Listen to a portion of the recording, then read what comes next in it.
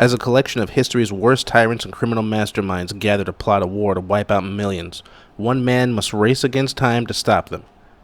Co-written and directed by Matthew Vaughn, the man responsible for Kick-Ass, Layer Cake, which was the movie that gave us Daniel Craig as James Bond, and the best X-Men movie ever made, X-Men First Class.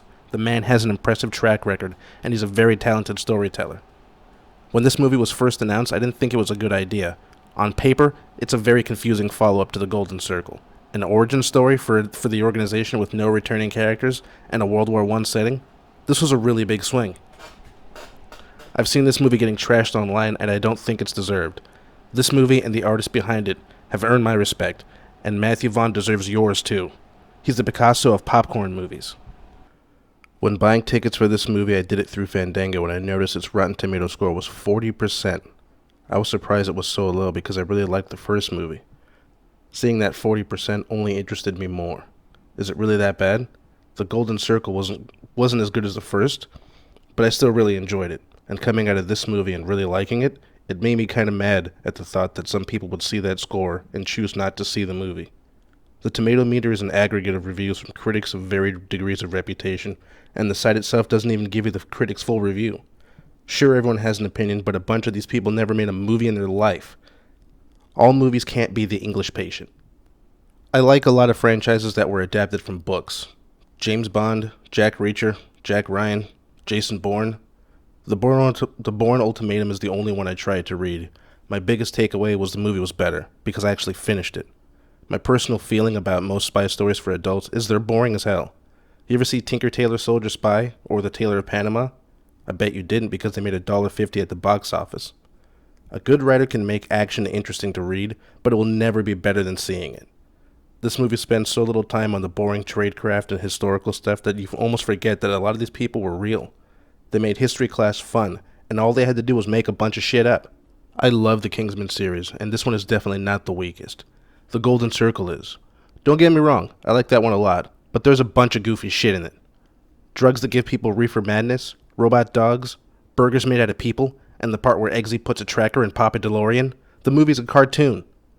The Kingsman turns the silly way down and introduces us to some cool new characters, like Gemma Arterton's badass house bunny, or Jaimin Hunsu as Shola.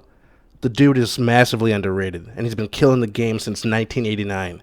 He's in his late 50s and keeping it tighter than Tom Cruise. I have a feeling Ralph Fiennes has been waiting for a role like this for years. He was great in movies like Red Dragon, In Bruges, and even a little bit in The Hurt Locker. Orlando Oxford was an opportunity to right a 24-year-old wrong. His character is very similar to John Steed from the awesomely bad movie The Avengers from 1998. Both characters present as a posh glass-jawed gentleman, but are actually expert swordsmen that can kick your ass. It wouldn't surprise me if Matthew Vaughn was a fan of the show.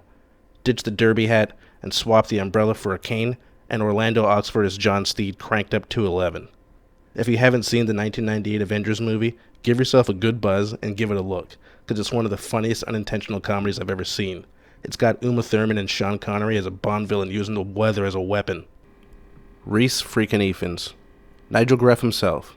Another underrated actor. He doesn't show up in a lot of things, but all the things I've seen him in, he's always fun to watch. This character is mean, he's gross, and Ifans plays the shit out of him. My one beef with the character was the magical stuff.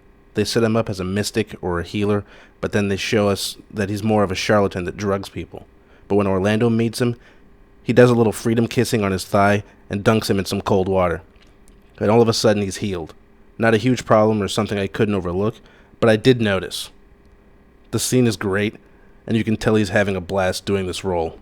He's a murderous dancing machine. He's the nastiest girl in school, and I am here for all of it. The trench fight was so damn clever. When Captain Force started rounding up volunteers, I thought they were going to do some Wonder Woman shit. What they did instead was way cooler. Matthew Vaughn made a World War I battle scene classy. It's like he was watching 1917 and thinking, there's a gentlemanly way to do this. The fact that these dudes all rolled up on each other and each of them knew what time it was. Like the time Mark Wahlberg got in a fight at the funeral, the other guys. The tension in this scene is so effective that I could feel it in the theater. It changed the vibe of the whole auditorium. Seeing Conrad finally understand what his dad was trying to tell him the whole damn movie. And the sucker punch of him surviving this just to get blown away by a teammate immediately after. Off. The last 30 minutes of the movie are outstanding. The crucible Orlando has to go through to get to the Shepherd is awesome. I'll never get enough of the way Ralph Fiennes plays Anguish, that toothy Avada Kedavra scream he does. I love it.